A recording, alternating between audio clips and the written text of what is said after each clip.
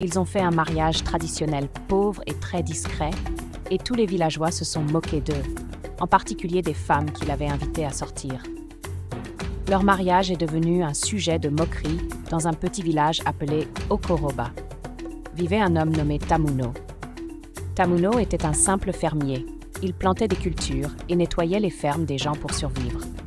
Sa famille était si pauvre que même les pauvres du village les appelaient pauvres. Il était le seul enfant de grand-mère et grand-père Ake. Dans toute sa vie, tout ce que grand-père Abe avait obtenu était une vieille bicyclette, qui a presque 90 ans, mais qui est très fort et intelligent et qui va encore à la ferme. Il était très pauvre, mais toujours joyeux. Il croyait que son fils ne finirait pas pauvre comme lui, même s'il ne savait pas comment. Certains jours, Tamuno pleurait en regardant leur très vieille maison, ses parents, et le fait qu'il ne pouvait rien faire pour améliorer leur situation le blessait profondément. Il ne pouvait même pas aller plus loin à l'école. Il s'est arrêté au lycée. Mais grand-père l'encourageait et lui disait qu'il serait un grand homme un jour. « Fils, fais ce que tu fais. Ne te salis pas les mains. Garde ta conscience pure et continue à travailler dur. Un jour, ce sera ton tour de briller. » Ces mots ont permis à Tamuno de continuer. Chaque fois qu'il avait envie d'abandonner, il se rappelait les mots de son père et il avait un sentiment d'espoir pour continuer. « Fils, tu sais, il y a plus d'espoir dans un chien vivant que dans un lion mort, » lui disait souvent son grand-père. Et il répondait « Oui, papa. » À l'âge de 30 ans, Tamuno voulait une femme, mais personne ne voulait. Toutes les dames du village se moquaient de lui. « Peux-tu payer mon prix ? Même si tu travailles toute une année, tu ne t'en approcheras jamais, » disait-elle. Certaines le traitaient de pauvre et de misérable et se moquaient de lui en disant « Vas-tu vendre la vieille bicyclette de ton père pour payer mon prix ?» Il ne pouvait pas avoir de petit ami parce que personne ne voulait sortir avec lui.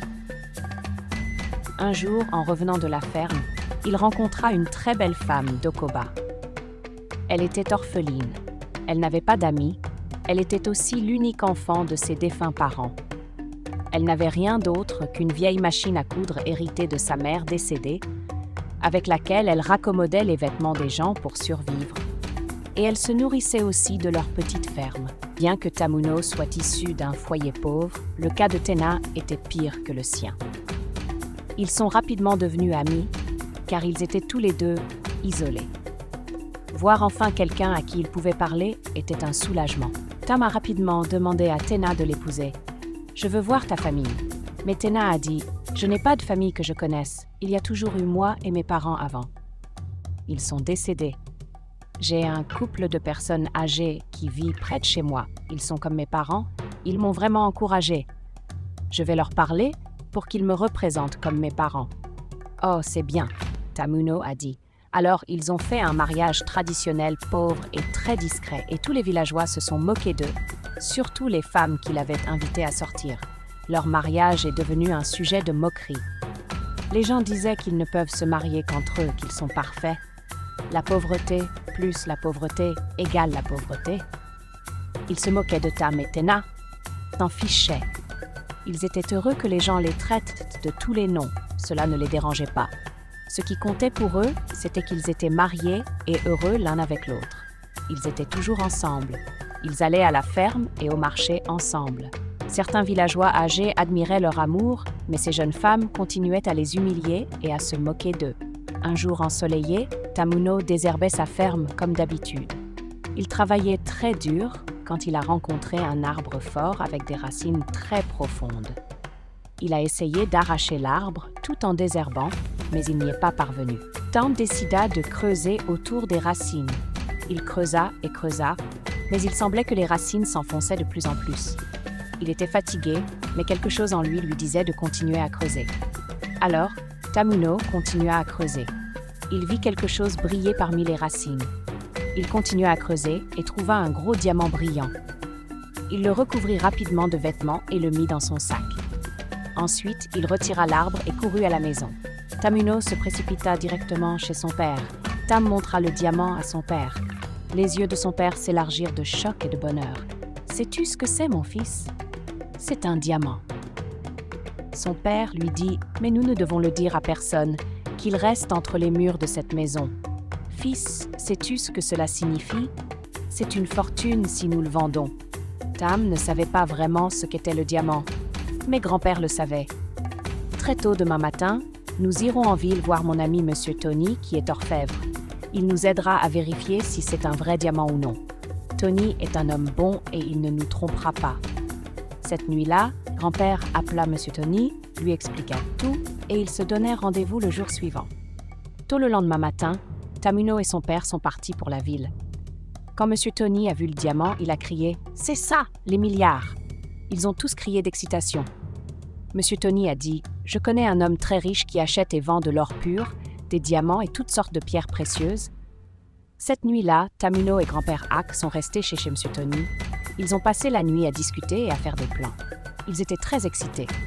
Le lendemain, ils sont allés chez l'homme riche. L'homme riche était très heureux quand il a vu le diamant.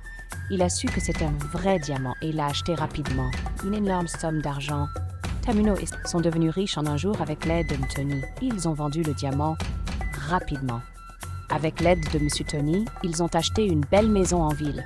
Tamuno est retourné au village pour amener sa femme et sa mère dans leur nouvelle maison en ville. Kei a été envoyée dans une grande école de mode en ville. Après 1 an et 6 mois, elle a obtenu son diplôme en tant que meilleure étudiante et a créé sa propre maison de mode. De nombreux apprentis sont venus pour apprendre auprès d'elle. Tamuno, il a aussi commencé un commerce de meubles. Il avait toujours aimé le commerce de meubles, mais il n'avait jamais eu l'argent pour le commencer. Il avait beaucoup de succès. Un jour, le père de Tuna lui a dit « Mon fils, nous sommes vieux et nous ne sommes pas habitués à cette vie urbaine. Nous voulons retourner dans notre village et vivre dans notre maison. C'est là que nous appartenons et c'est là que nous voulons être enterrés. Toi et ta femme, vous pouvez rester en ville, mais s'il vous plaît, quand nous rejoindrons nos ancêtres, n'abandonnez pas le village.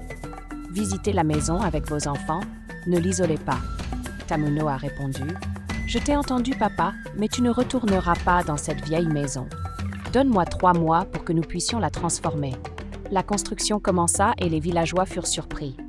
Non, personne ne savait ce qui se passait.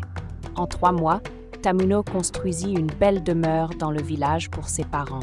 Quand ils arrivèrent au village, ils arrivèrent dans une très belle Jeep. Tout le village était en état de choc. Les jeunes filles qui s'étaient moquées de Tamuno crièrent de stupeur et de regret. « Cher, ce n'est pas bon de se moquer de quelqu'un, dirent-elles, ajoutant que Dieu peut changer les situations. » Tamuno et sa femme ont passé 1 semaine avec ses parents au village avant de retourner en ville. Ils ont pris soin de grand-père et grand-mère en leur envoyant une allocation hebdomadaire. Ses parents ont vécu heureux et 5 ans plus tard, ils sont morts paisiblement à un âge avancé. Comme il l'avait promis, Tamuno et sa famille ont visité le village chaque année, surtout à Noël. Ils ont employé quelqu'un pour s'occuper de la maison au village. Et ainsi, ils ont vécu une leçon de morale. La morale de l'histoire, c'est de ne jamais faire une croix sur quelqu'un. Tant qu'il y a de la vie, il y a de l'espoir. Vous n'avez pas créé un homme, donc vous ne pouvez pas le faire. Dieu a créé l'univers entier en 6 jours. Il n'a pas besoin de 10 ans pour bénir un homme. Il peut élever un homme quand vous vous y attendez le moins. Vous pouvez vous endormir pauvre aujourd'hui et vous réveiller riche demain. C'est le genre de Dieu que nous servons. Il élève les hommes. J'espère que vous avez aimé regarder autant que j'ai aimé créer. N'oubliez pas de liker, partager et commenter.